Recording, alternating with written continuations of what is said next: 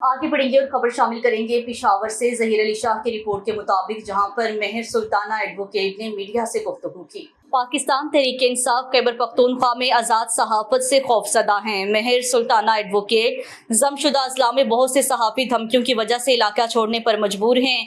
खैबर पख्तूनख्वा में law and order हालात हुकूमती कंट्रोल से बाहर हैं। पाकिस्तान पीपल्स पार्टी खैबर पख्तूनख्वा वुमेन विंग की secretary information Mehar Sultana advocate ने कहा है कि खैबर पख्तूनख्वा में स्केल की बुनियाद पर सरकारी नौकरियों की मंडी लगी हुई है। सूबे में हर तरफ करप्शन का बाजार गर्म है, जिसको बेनकाब करने पर सहाफ़ियों को धमकियां मिल रही हैं। आज़ाद सहाफ़त का गला घोंटा जा रहा है।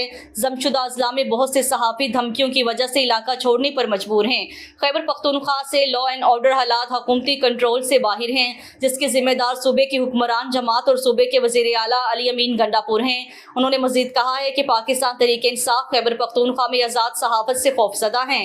खैबर पख्तूनख्वा में सहाफ़ियों के खिलाफ पुरतशद्दुद वाक़यात पर तशवीश का इज़हार करते हुए उनका कहना था कि खैबर पख्तूनख्वा में सहाफ़ियों के खिलाफ पुरतशद्दुद वाक़यात में इजाफा काबिल बर्दाश्त है। खैबर पख्तूनख्वा में सहाफ़ियों पर मज़ालिम के खिलाफ PPP सहाफ़ियों के साथ हैं।